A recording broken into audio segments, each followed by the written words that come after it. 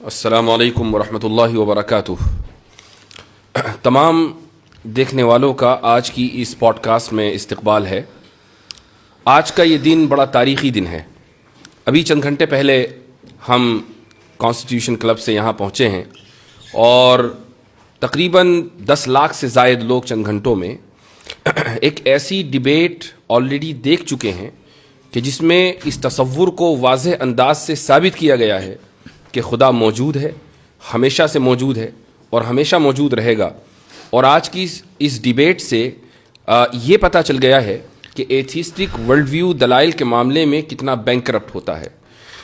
مفتی شمائل احمد عبداللہ ندوی اور اسی طریقے سے مشہور ملحد اور لیریسسٹ جاوید اختر کے درمیان یہ جو ڈیبیٹ ہوئی ہے، اس کا لوگوں کو شدت سے انتظار تھا اور بہت بڑی تعداد میں لوگ ڈس اپوائنٹ اس معنی کر ہوئے ہیں کہ میں خود یہ سمجھ رہا تھا کہ شاید کچھ مضبوط دلائل ایتھیسٹس کی طرف سے آئیں گے اور ملاحدہ شاید کوئی نئی دلیل پیش کر پائیں گے۔ ہم اس میدان میں ایک عرصے سے کام کر رہے ہیں اور میں ہمیشہ یہ دعوے کے ساتھ کہتا آ رہا ہوں کہ الحاد بغیر کسی دلیل کے ایک بے بنیاد عمارت کے اوپر کھڑا ہوا ہے، اور الحمدللہ یہ بات پھر ثابت ہوئی۔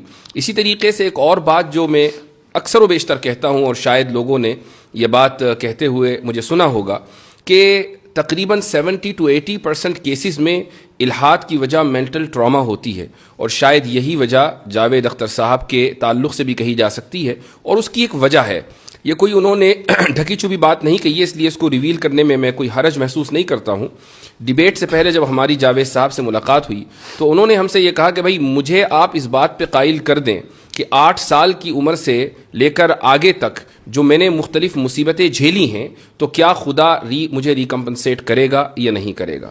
اس سے یہ اندازہ ہوتا ہے کہ جو بچپن میں مینٹل ٹراما کا وہ شکار ہو گئے تھے تو یہی وجہ ہے کہ وہ اس کو جسٹیفائی نہیں کر پائے اور خدا کا انکار کر بیٹھے۔ ڈیبیٹ کون جیتا کون ہارا یہ ایک الگ موضوع ہے، لیکن میں سمجھتا ہوں کہ تمام کے تمام لوگ اس بات کے اوپر متفق ہوں گے کہ ایسے تمام لوگ ہماری دعاؤں کے مستحق ہیں۔ میں دعا کرتا ہوں کہ خدا تعالیٰ جاوید صاحب کو ہدایت دے، وہ اس دنیا سے ایمان کا کلمہ پڑھ کر جائیں اور خود دوسروں کے لیے بھی وہ ہدایت کا سبب بنے۔ جہاں تک آج کی ڈیبیٹ کا تعلق ہے تو مفتی شمائل احمد عبداللہ ماشاءاللہ آج کے دن کے ہیرو ہیں۔ تو سب سے پہلے تو میں آپ کو مبارکباد دیتا ہوں کہ اللہ تعالیٰ نے آپ کو یہ توفیق دی ہے کہ آپ یہ وحدانیت کا اور خدا کے وجود کا مقدمہ دنیا کے سامنے پیش کریں۔ تو ایک بار پھر مبارکباد، اور اب آپ کچھ اپنے کلمات کا اضافہ کیجیے۔ جزاکم اللہ خیراً، اللہ تعالیٰ آپ کو جزائے خیر عطا فرمائے۔ میں آپ کا بھی شکریہ ادا کرتا ہوں، اور اس کے علاوہ ہمارے جتنے مسلمان ہیں بھائی بہن جنہوں نے ہمارے لیے دعائیں کی ہیں اور بڑا اہتمام کیا تھا اس ڈیبیٹ کے پہلے، تو بس اللہ کے فضل کے بعد آپ حضرات کی محنتوں اور توجہ اور دعاؤں کا ہی نتیجہ ہے کہ جو کچھ میں کہہ سکا۔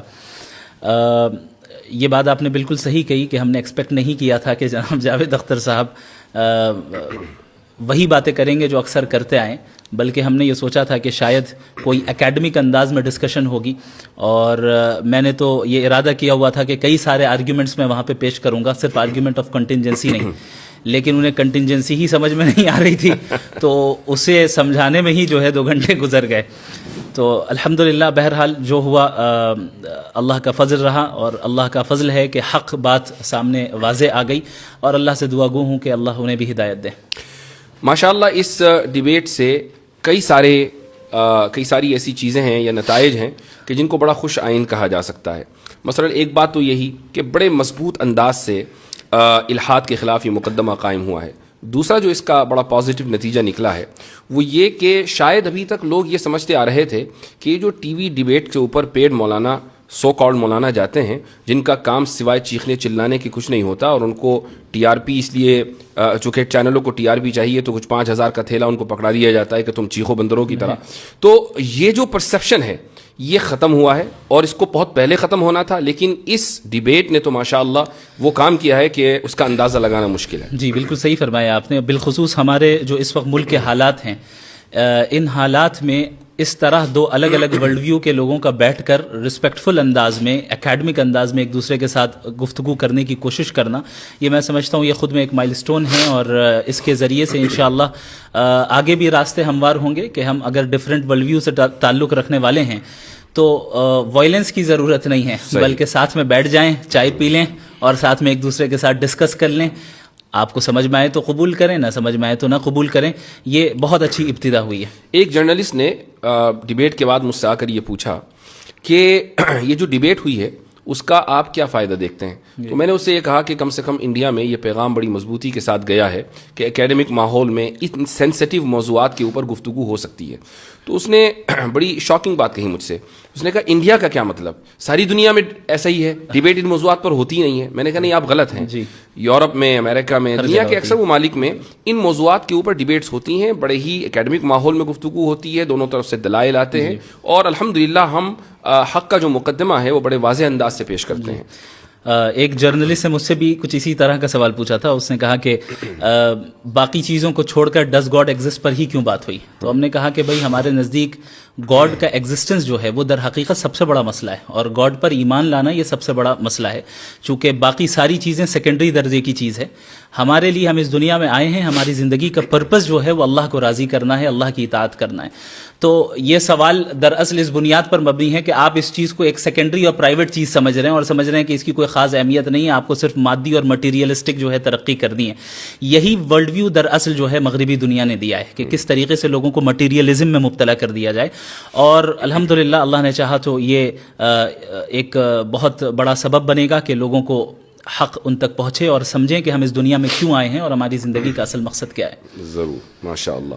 اچھا, ڈیبیٹ میں کچھ ٹاپکس ڈسکس ہوئے, اور ویسے تو آپ نے ماشاء اللہ وافی شافی جواب دیا وہاں پر, اور میں سمجھتا ہوں کہ جو شخص 2 گھنٹے کی ڈیبیٹ کو دیکھے گا تو جن موضوعات کا احاطہ کیا گیا ہے ان موضوعات کے اوپر اس کو اچھی معلومات فراہم ہوگی. لیکن چند باتیں ہیں جن کو ٹائم کی لمیٹیشن کی وجہ سے, اور جو اس وقت جو وائب رہتی ہے اس میں آپ کو 5 باتیں کہنی ہیں, ٹائم کم ہے, اس میں سے 2 باتیں آپ نے کہہ دی اور 3 باتیں رہ گئی, تو اس لیے پوسٹ ڈیبیٹ انالیسس کا یہ فائدہ ہوتا ہے کہ جو بات رہ جائے اس کو بعد میں ذکر کر دیا جائے. جاوید صاحب نے ایک بات کہی, اور وہ یہ کہ مذاہب کی تاریخ چند ہزار سال سے زیادہ نہیں ہے, یعنی وہ 7-8 ہزار سال, اور انسان اس سے پہلے کا ہے.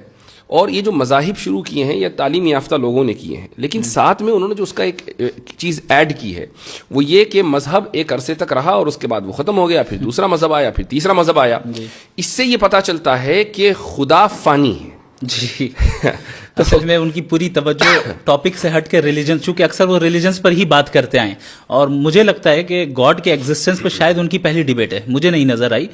تو وہ گاڈ کے ایگزسٹنس سے ڈائریکٹ خدا تک, یعنی اصلی بندے سے پہلی ڈیبیٹ ہے. جی, اصلی بندے سے پہلی ڈیبیٹ ہے. جی جی, یہ بہت اہم پوائنٹ ہے. اس کی وجہ یہ ہے کہ یہ جشن ریختہ تو تھا نہیں کہ اس میں مثلاً کوئی صحافی خاتون یا کوئی مت بیٹھ گیا اور اس نے کبھی غالب کا شعر پڑھ دیا اور انہوں نے 5 اشعار کا اضافہ کر دیا, اور پھر مستر کے کچھ اشعار حالت اس طرح شاید وہ یہی سوچ کر آئے تھے, وہ یہ سوچ کر آئے تھے کہ بھئی میں کچھ بھی پھینک دوں گا یا کچھ بھی کہہ دوں گا, تو اس طرح نہیں ہوا کرتا. اور یہ ایک good lesson has been learned, جتنا صرف ان کے ذریعے بلکہ جتنے بھی لوگ تھے کہ جو الہاد کی طرف سے پیش ہوئے تھے آڈینس میں, ان کو بھی یہ پتہ چل گیا کہ اہل مذہب کے پاس جو مقدمہ ہے وہ بہت اسٹرانگ ہے. اور یہ صرف انہی کا نہیں بلکہ پورے ایتھیسٹک ورلڈ ویو کا یہ ایک طریقہ رہتا ہے کہ وہ یہ پریٹینڈ کرتے ہیں کہ ایتھیزم ڈیفالٹ پوزیشن ہے, جبکہ ایسا نہیں ہے.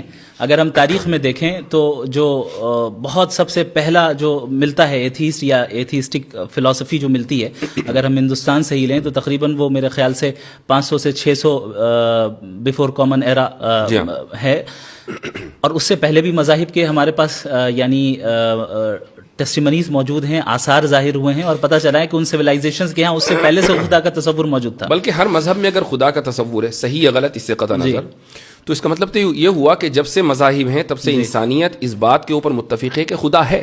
خدا کی تشریح میں تو اختلاف ہوا ہے, تو یہ تو یونیورسل ٹروتھ ہوا. صحیح. اور جہاں تک ان کا یہ کہنا ہے کہ مذاہب آئے اور چلے گئے, خدا فانی ہو گیا, تو وہ مذہب غلط تھا اس لیے فنا ہو گیا. اس کا خدا کہاں فانی ہوا, خدا تو باقی ہے, صحیح مذہب آج بھی باقی ہے. ہر مذہب فیت مانگتا ہے. یہ تو ایسے سردرد والی چیز ہے, پتہ نہیں یہ اس کھول میں مبتلا ہیں, اس سے کیوں نہیں باہر آ رہے ہیں. اصل میں ریچرڈ ڈاکنز نے یہ ذکر کیا ہے کہ فیتھ اور بلیف میں فرق ہے. فیتھ وہ ہے جو ارریشنل ہو اور اس کے پیچھے ایویڈنس نہ ہو, اور بلیف یہ ہے جو ایویڈنس بیسڈ ہو, ریشنل ہو, اور خود آپ ایکسپیرینس کر سکتے ہو. تو وہ ان کا اپنا ہے بھی نہیں, انہوں نے وہاں سے لیا اور اس پہ ان کو پورا فیتھ ہے. جی ہاں, اس پہ وہ غور نہیں کر رہے ہیں کہ صحیح ہے کہ نہیں ہے. جی ہاں. تو وہ ہمیشہ سے ہر ڈیبیٹ میں یہی کہتے ہیں, اسی لیے میں نے ان کو واضح کیا کہ بھائی فیتھ صحیح بھی ہو سکتا ہے, غلط بھی ہو سکتا ہے. آپ جو ڈیفینیشن فیتھ کی بیان کر رہے ہیں وہ بلائنڈ فیتھ ہے, اس کو تو ہم بھی نہیں مانتے ہیں. دو باتیں انہوں نے اور کہی ہیں. جی. ایک بات انہوں نے یہ کہی کہ انسان کی پیدائش رینڈم ہے, اور دوسری بات انہوں نے یہ کہی کہ انصاف انسانی تصور ہے. اس کو کیسے, مجھے یقین ہے کہ آپ نے اس وقت بھی جواب دیا تھا, لیکن پھر بھی اس کو تھوڑا سا الیبوریٹ کریں. انسان کی پیدائش رینڈم ہے, یہ تو ظاہر ہے کہ ان کے ورلڈ ویو کے اعتبار سے, ہمارے ورلڈ ویو کے اعتبار سے بالکل واضح ہے کہ ہم اس دنیا میں ایک مقصد کے تحت بھیجے گئے ہیں. اب ان حضرات کی طرف سے سوال یہ ہوتا ہے کہ بھئی اگر ہم بھیجے گئے اس دنیا میں تو خدا نے ہم سے پوچھا کیوں نہیں؟ اسی لیے وہ اپنے آپ کو کہتے ہیں کہ ہم رینڈملی آ گئے. تو یہ سمجھنا چاہیے بھئی خدا کا اور انسان کا درجہ کیا ہے. وہ خدا ہے, آپ کا امپلائی تھوڑی ہے جو آپ سے پوچھے گا. تو ہم اس دنیا میں آئے, یہ آپ کو لگ رہا ہے کہ رینڈم ہے, جبکہ ایسا نہیں ہے, ایک مقصد کے تحت آئے. دوسری بات یہ کہ جو رینڈمنس ہے نا, تو اس کا جو پوائنٹ آف ریفرنس ہے وہ ہم ہیں, خدا نہیں ہے. صحیح. یعنی ہمارے لیے ایک انسان کی پیدائش رینڈم ہے, کسی کو پہلے سے پتہ نہیں ہوتا کہ 10 سال کے بعد کون اس دنیا میں آئے گا.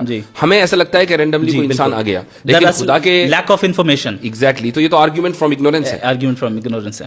اور یہ چیز میں نے اپنے اوپننگ اسٹیٹمنٹ میں بتائی تھی کہ یہ جو یا تو آرگیومنٹ فرام اگنورینس ہی ہوگا ان کے جواب کی بنیاد, یا پھر یہ کہ وہ ڈوگمیٹک آنسر دیں گے. انصاف انسانی تصور ہے, یہ تو سمجھ میں آ گیا, وہ آگے پیچھے کرتے رہے. انصاف انسانی تصور ہے, اور انہوں نے کہا کہ نیچر میں انصاف نہیں پایا جاتا ہے. تو میں نے کہا کہ اگر نیچر میں انصاف نہیں پایا جاتا ہے تو اس کا مطلب انصاف کا نہ ہونا نیچرل ہے.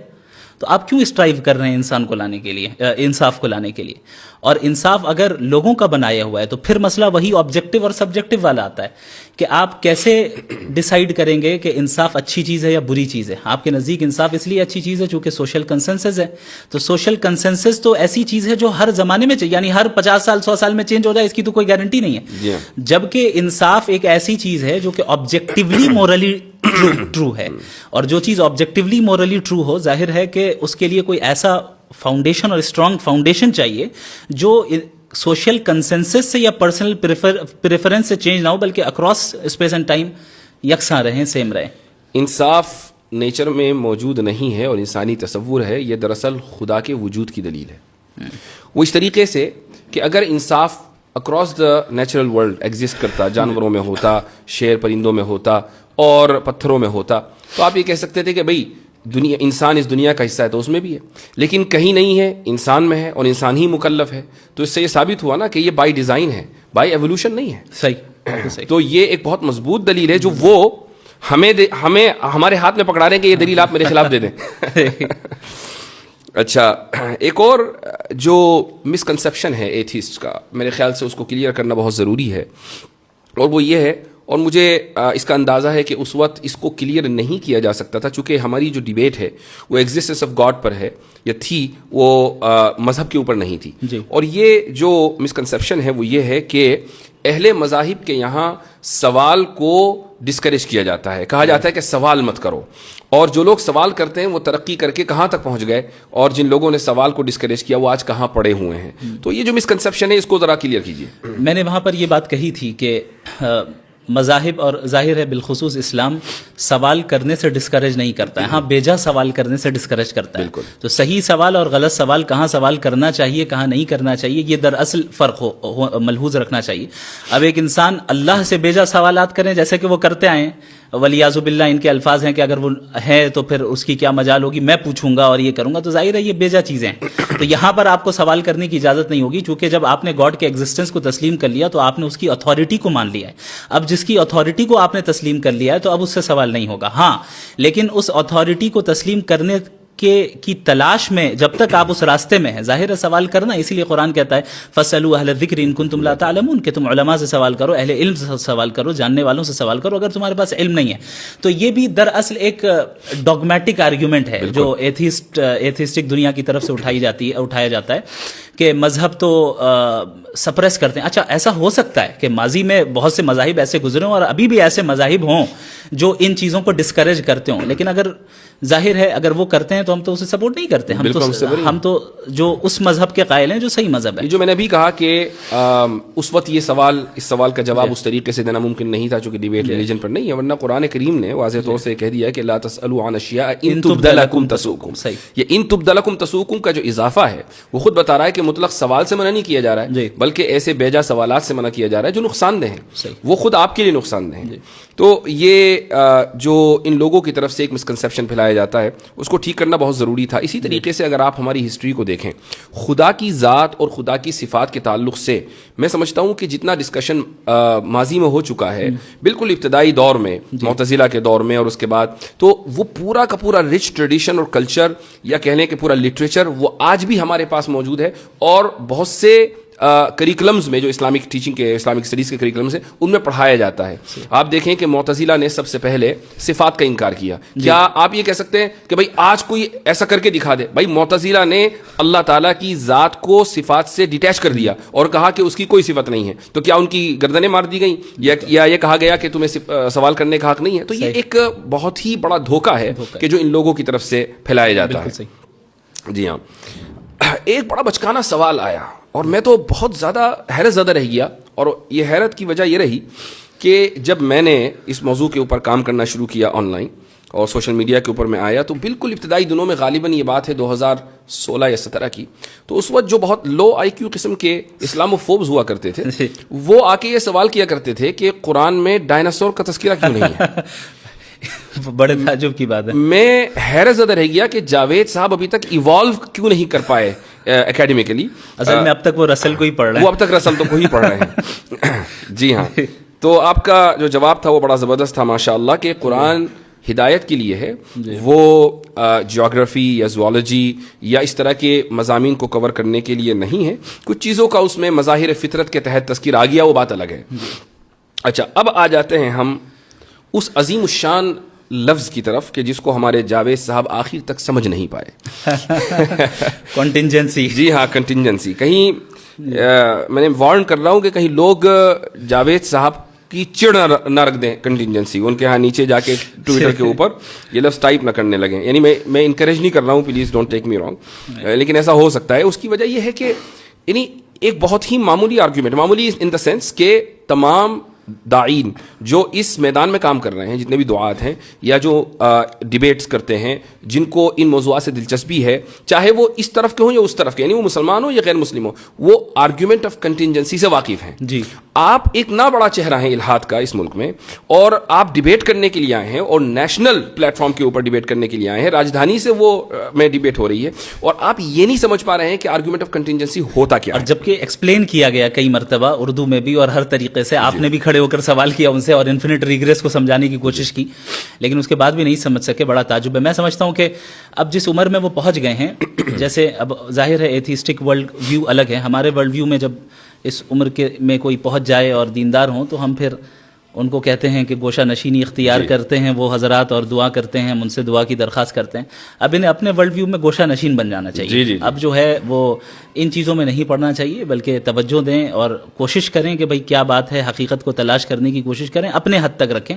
کیونکہ ایک ڈیبیٹ کے اندر الیکٹران اور نیوٹران کی تسبیح پڑھیں. ایک ڈیبیٹ کے اندر 2 گھنٹوں کے اندر کتنی جگہ وہ اپنے آپ کو کانٹرڈکٹ کر رہے ہیں. اگر ہم اس کو ریکیپ کریں اور دیکھیں, جب ہم مورالٹی کی بات کرنے آئے تو وہ کہہ رہے ہیں کہ سوسائٹی سے مورالٹی طے ہوگی, تو ہم نے کہا آپ نازی جرمنی کو سپورٹ کرتے ہیں. نہیں, پلانٹ ارتھ, تو پلانٹ ارتھ میں جو ہے اکثریت جو ہے مذہب خدا کو مانتی ہے, آپ نہیں مانتے. پھر لاسٹ میں کہہ رہے ہیں کہ میں میجورٹی والی بات واپس لیتا ہوں. وہ بہت اہم پوائنٹ ہے, بہت اہم پوائنٹ ہے. اچھا, یہ جو آرگیومنٹ آف کنٹینجنسی ہے یقیناً لوگوں نے اس کو سمجھ لیا, لیکن پھر بھی ہمارے ناظرین کے لیے اس کو مختصر انداز میں سمجھائیے. دیکھیں, اس کائنات کی ہر چیز کنٹینجنٹ ہے. اس کا مطلب یہ ہوتا ہے کہ یہ ایگزسٹ کر بھی سکتی تھی اور نہیں بھی کر سکتی تھی, یعنی اس کا ایگزسٹ کرنا کوئی نیسیسری چیز نہیں تھی. اور اگر ایگزسٹ کرتی تو ڈفرینٹ لاز کے ذریعے بھی کر سکتی تھی. یعنی ابھی جو لاز آف نیچر چل رہے ہیں, ہو سکتا ہے کوئی اور لا آف نیچر ہو. علم کلام کے طلباء کے لیے اضافہ کر دوں, اسی کو ممکن الوجود کہا جاتا ہے. ممکن الوجود وعدمہ سواء. جی, تو جو ممکن الوجود ہوگا, جو کنٹینجنٹ ہوگا, وہ ظاہر ہے کسی اور کے اوپر ڈیپینڈڈ ہوگا اپنے ایگزسٹنس میں. تو اب وہ کس کے اوپر ڈیپینڈڈ ہے, ہم یہ دیکھیں گے کہ بھئی کیا وہ چیز بھی कंटिंजेंट है, मुमकिन उल अच्छा, और वजूद है। यहाँ पर भी इसका इजाफा जरूरी है। लोग कहेंगे भाई क्यों होगा? उसकी वजह यह है कि जब एक चीज का वजूद और आदम दोनों बराबर हैं, जी। ये तराजू के दो पलड़े हैं, तो किसी एक पलड़े को भारी होने के लिए उसमें वजन डालना जरूरी है। ये वजन है इरादे का। तो किसी न तो इरादा किया होगा ना, कि जिसने आदम पर वजूद को तरजीह दी होगी, इसलिए कंटिंजेंसी है। जी आगे बोलिए। तो यहाँ से अकली तौर पे लॉजिकली हम उस नेसेसरी बीइंग तक पहुंचते हैं जो वाजिबुल वजूद है, यानी जिसका एग्जिस्ट न करना नामुमकिन है। क्योंकि अगर वो एग्जिस्ट न करे तो जाहिर है ये सारी चीजें वजूद में नहीं आ सकती। और उस वाजिबुल वजूद जात का इंडिपेंडेंट होना, इटरनल होना, नॉलेजेबल होना, सेल्फ सफिशिएंट होना और एक होना ये ज्यादा ये बिल्कुल जरूरी है। तो ये जब बातें मैंने कही तो लास्ट में ये कह रहे हैं कि इनके नजदीक तो अकल से हम खुदा को जान ही नहीं सकते। यानी ये कॉन्ट्रडिक्शन है। मैं यानी पूरा आर्ग्यूमेंट इस पे था कि अक्ल के जरिए हम खुदा के एग्जिस्टेंस को कैसे जाने, और आप वो नहीं समझ पा रहे हैं, और आखिर में कह रहे हैं, आप तो कह रहे हैं कि अक्ल से हम समझ नहीं सकते। तो मेरे ख्याल से ये उनकी उम्र का तकाज़ा था। और इसी तरीके से वो इन्फिनिट रिग्रेस और तसलसल को भी नहीं समझ पाए। बल्कि हैरतनाक बात यह कि जब मैंने उनसे सवाल किया कि आप इसको दुरुस्त समझते नहीं, तो उन्होंने कहा मैं दुरुस्त समझता हूं। मेरे ख्याल से वो समझ ही नहीं पाए इन्फिनिट रिग्रेस क्या है, इसलिए उन्होंने कह दिया। और आपने बड़ी अच्छी मिसाल दी कि कई सारे शुआरा एक साथ पोएट्स खड़े हों और मान ले जावेद अख्तर साहब सबसे आगे हों और वो कहें कि मैं उस वक्त तक पोएट्री नहीं लिखूंगा जब तक पीछे वाला ना लिखे, और वो कहे कि मैं नहीं लिखूंगा जब तक पीछे वाला ना कहे। तो ये तसलसल हो जाएगा। तसलसल बातिल है। इस तरीके से चलता रहा एंडलेसली, और अगर कहीं हम नहीं रुकेंगे तो पोएट्री एग्जिस्टेंस में ही नहीं आएगी। यानी पोएट्री अगर एग्जिस्टेंस में आई, इसका मतलब कोई एक ऐसा पोएट है जो अपने पीछे वाले पे डिपेंड नहीं करता है, वो इंडिपेंडेंट है। बिल्कुल इसी तरीके से अगर इस यूनिवर्स के जो कॉजेज हैं, अगर ये इन्फिनिट रिग्रेस ऑफ कॉजेज होता तो हम और आप यहाँ पे आज मौजूद ही नहीं होते, पॉडकास्ट ही नहीं कर रहे होते। हम यहाँ मौजूद है, इसका मतलब कोई एक इंडिपेंडेंट जात है जो किसी और के ऊपर डिपेंडेंट नहीं है, उसने अपने विल से जो है डिसीजन लिया है। इल्म कलाम के तलबा की आसानी के लिए कह दूं कि अगर इल्लत ऊला न हो तो मालूल अखीर नहीं हो सकता।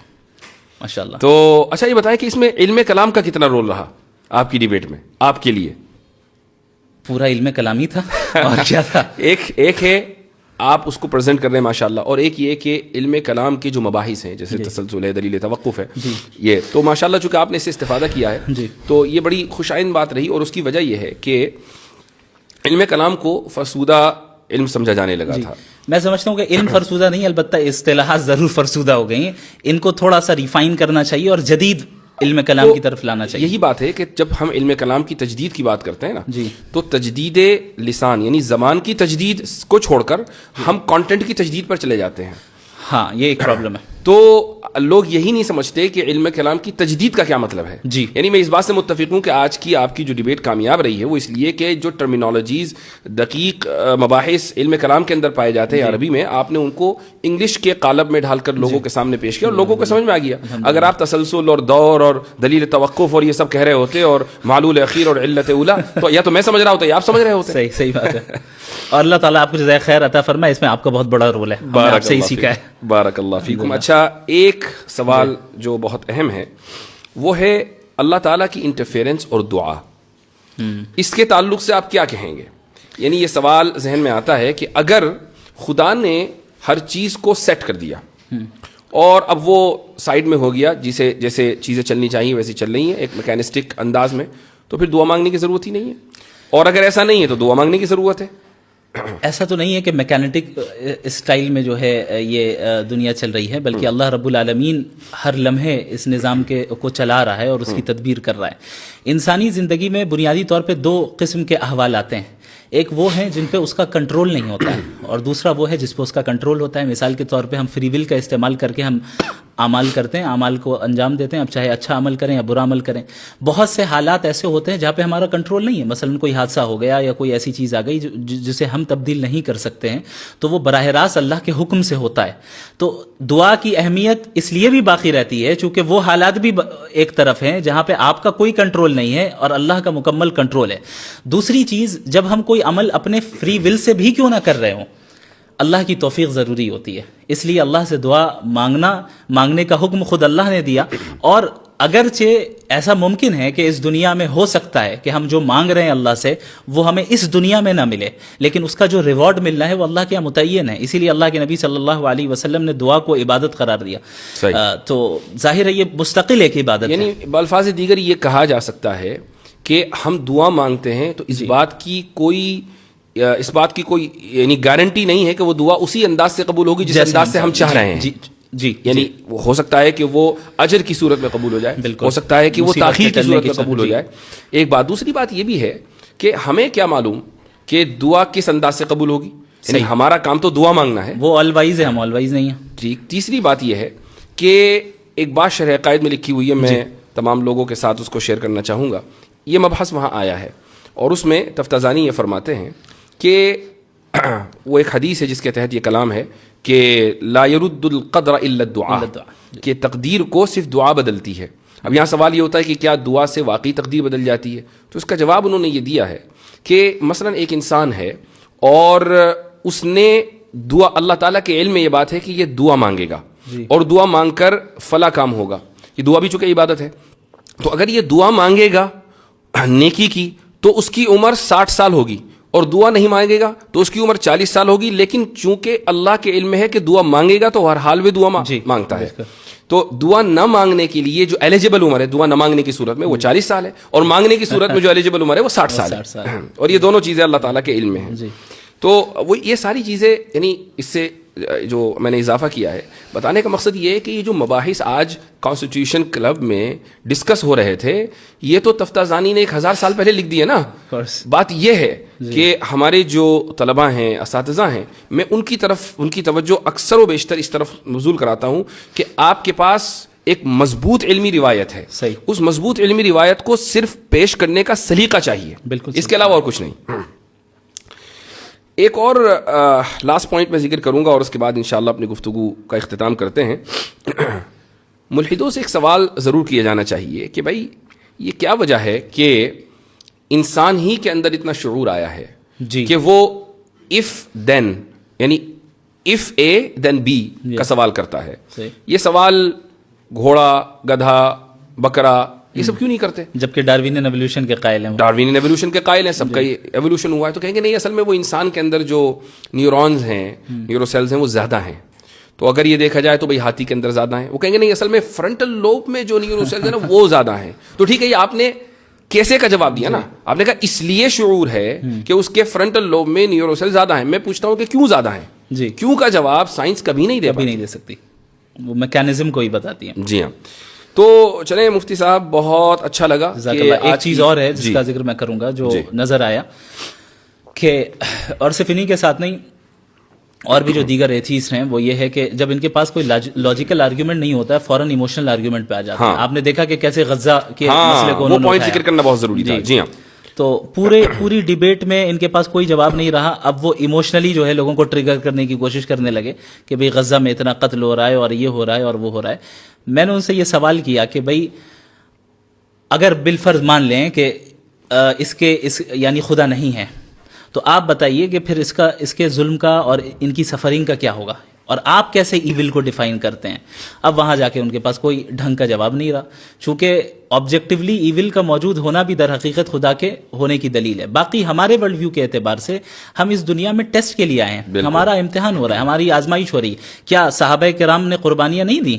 جس طرح آج غزہ کے مسلمان قربانی دے رہے ہیں, صحابہ نے بھی دی, اور تاریخ اسلامی میں سب نے دی. اور الحمدللہ ابھی بھی جو غزہ میں شہید ہو رہے ہیں وہ دین سے دور نہیں ہو رہے ہیں اور دین سے قریب ہوتے چلے جا رہے ہیں. صحیح بات ہے. جی. اچھا, یہ لوگ یہ سمجھ رہے ہیں, بہت سے لوگ یعنی ملحدین میں سے, کہ بھئی آپ نے غزہ کی جو جینوسائیڈ ہے اس کو جسٹیفائی کر دیا. یہ اصل میں ان کا اسے کہتے ہیں اسٹرامین فیلیسی. جی. کہ جہاں where you must represent your opponent. جی ہاں, آپ اپنے سامنے والے کو مس ریپرزینٹ کرتے ہیں. بھائی ہم سے زیادہ اور کون امپیتھی رکھے گا غزہ والوں سے؟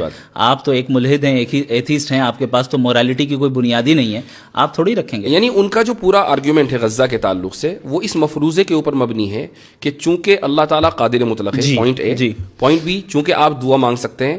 پوائنٹ سی, تو آپ دعا مانگ کے رکوا دیں. یہ کیوں نہیں کروا رہے ہیں؟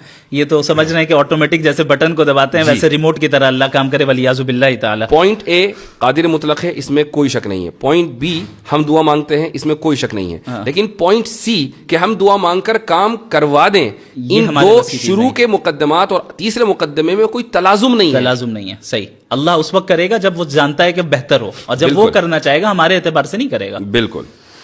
ماشاء اللہ. ایک مرتبہ پھر آپ کے توسط سے پوری امت کو مبارکباد. جزاکم اور اللہ یہ خیرا. ایک بہت بڑا دن ہے اور بہت بڑا ایونٹ ہے. الحمدللہ. اور الاسلام یعلو ولا یعلی علیہ وقل جاء الحق وزهق الباطل ان الباطل كان زهوقا.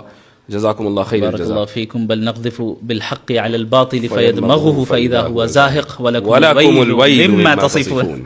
جزاكم الله خيرا.